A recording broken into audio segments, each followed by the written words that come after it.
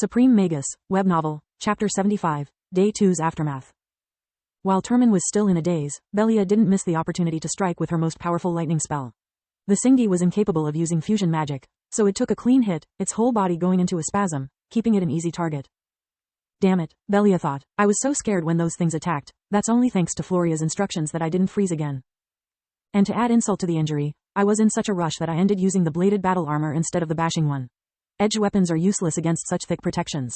F***ck my life. Here goes everything, dash.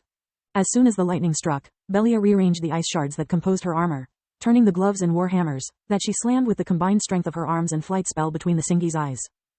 The impact was strong enough to make the beast take a few steps back, while shaking its head trying to regain focus. The several blades conjured from the ice armor started to spin on their axis, turning into buzz saws.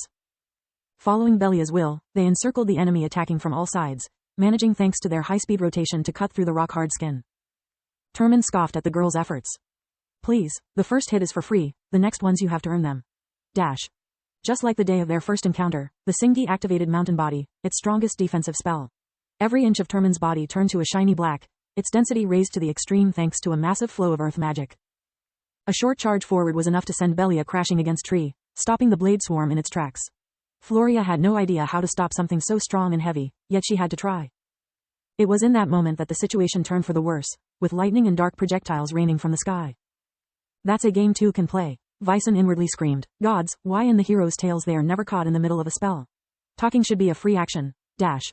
It was his time to shine, yet he was forced to keep chanting the third warden formation, while with his foot he activated the magic symbol he had engraved in the ground. All he could do was use first magic to create a bang noise, alerting his companions. Instantly, the entire area of the fight was surrounded by magnetite-enriched stone pillars that acted like powerful lighting rods and intercepted every single electricity magic-based attack. *T. I wanted to complete all three to maximize their effect, but we are losing ground every second. Gritting his teeth, Vyson activated the second array, creating a 10 meters, 11 yards, radius low-gravity field. The four mages had all stored a flight spell in their rings or were already flying, so they could instantly cope with the sudden change. Gravity or not, it made no difference to them. But when Turman tried to take on Floria's shield, she only had to give it a strong push upwards to send it in the air, like the Singi was just a balloon. Belia's armor had already reformed, and she was ready to intercept the enemy. According to the plan, she should have kept it in the air, exploiting the Singi's weakness to wear it down with physical and magical attacks, giving Floria the time to take care of the Rai.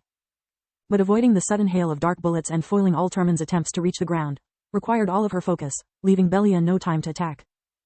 Turman was conjuring tendrils of earth to get back down, generating at the same time thick ice shields to intercept Belia's spells and ice bullets to keep her away.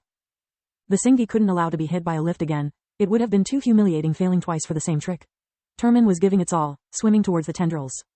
All Belia could do was use her conjured weapons to cut the tendrils as soon as they arose from the ground, while dodging the combined attacks the magical beasts were raining on her. Lith could only curse their bad luck. Who would have thought that magical beast can use arrays too? Based on what I have seen, if I could use true magic, I could fight on par with one of them. But as a fake magic user, we need two of us to make one of them. Even if Myrna was still with us, we would still be at disadvantage. We have only until Vyson's formations run out of juice before the wipeout. Got to take care of that Kron, and fast, dash. As soon as the second warden array was activated, Lith circled around the flabbergasted Imruk, whose legs were now a few centimeters floating above the ground, grabbing it by the tail and throwing it toward Floria. According to the plan, it was up to her to get rid of the Rai with the ace in the hole Lith had kindly provided. But even without the lightnings, Centaur's control on the array was on another level, compared to Vyson's. Centaur could freely manipulate the dark bullets aiming only to their enemies, greatly reducing the advantage the low-gravity field granted the man-pups. The Kron would also reinforce the barrage adding wind blades, making any attempt to attack her allies even harder. Despite always having refused to learn how to fly, Imruk was a natural at air magic. Even just reacting by instinct, the Rai was able to move enough to avoid almost all Floria half-baked attacks. Seeing no other way out, Lith decided to resort to a ridiculous plan that had just popped in his head. Turman was completely focused on Belia and at controlling the tendrils, its back was wide open. The Singi had yet to notice that Lith and Floria had switched opponents. Lith shoot a fireball at the ground below Turman, the resulting explosion propelled it in the air, away from the earth tendrils and scattering the defensive shields. Lith moved below the belly of the beast, pushing it upwards with all the speed and strength he could muster. Vyson's array didn't cover that much space, Lith needed to gain momentum fast, before the reduced gravity effect wore off. He soared the skies, willingly walking into Centaur's trap, using Turman as a shield, though, it was the poor Singi that took all the damage in his stead, grunting at its opponent for using such a dirty tactic. Centaur was forced to temporarily stop the sky array, Termin could take lightnings all day and whistle the whole time, but darkness bullets were another story. Every time they hit, they would sap the strength and vitality of the victim. When all the momentum had dissipated, and the Singi started to plummet, Centaur hesitated for a moment. The Kron could see its friend had gone limp. Its eyes were clouded by the fatigue and pain from all the friendly fire it had endured. Centaur was worried that falling from that height, Termin could get seriously wounded if it didn't manage to soften the landing. Lith exploited their friendship, using that moment to reveal himself, casting his new and hopefully sure kill spell. Despite its name, Checkmate Spears had yet to defeat a single opponent. Burning Prison. 6 fireballs appeared at the same time around Centaur, one above, one below and the others in a square shape, resembling for a moment a giant, flaming 8-faced die. Without giving the enemy the time to react, they all detonated together, inflicting heavy damages despite the airshield Centaur had managed to conjure at the last split second. Back at the castle, having nothing else to do, the professors were spectating and commentating their students' performances. That's my student. Professor Vaster was puffing his chest with pride. I always told you, Thorman. Healing magic develops calm and foresight. That alone wins half of a battle, he said while actually looking at the headmaster, trying to get extra funds from him, like everybody else. Bullsh-t, Professor Wainmeyer replied. That's thanks to my classes. Only a forge master can have such a quick casting and precision at timing his spells. Bah, you should get a full checkup as soon as possible. Clearly there is something wrong in your head. Vaster scoffed at her remark. What if I killed you both at the same time? You are ruining my show. Manoir yelled, throwing salty snacks at them. Unlike the others, he was sitting on a very comfortable-looking armchair, surrounded by bowls filled with delicacies. He was zapping from fight to fight, looking for something interesting.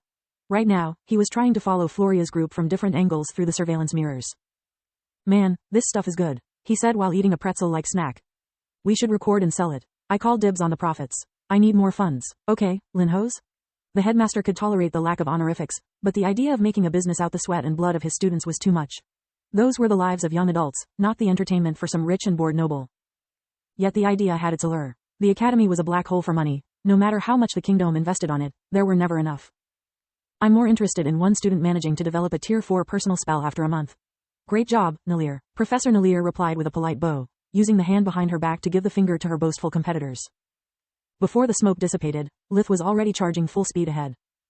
I bet everything I have that the F*** King Kron is still alive and kicking. No matter how much I put in a single spell, it's never enough against a magical beast. Dash. And he was right. Centaur was injured, but far from being knocked out. It had managed to compensate quality with quantity, conjuring a series of concentric air barriers, having the spell effectiveness. While the Kron was still dazed by the booms and the blinding flames, Lith appeared through the lingering smoke. Putting the potions finally at use, he punched Centaur multiple times, in the head and body. Back on the ground, without covering fire, Emrook was losing ground quickly. The array intercepted every lightning, while Floria's shield offered protection against any quick spell it could whip up. Floria was managing to hit more and more often. Her sword was perfect for piercing the thick fur and skin of the Rye, that was now bleeding from multiple points. After using Blast Guard to throw her opponent off balance, she took out something from her dimensional amulet, using first magic to keep it on the tip of the sword. At her next stab, Emrook did its best to dodge, but Floria still managed to use her superior mobility to stab through, injecting the clacker's poison Lith had saved from the previous day in the enemy's side.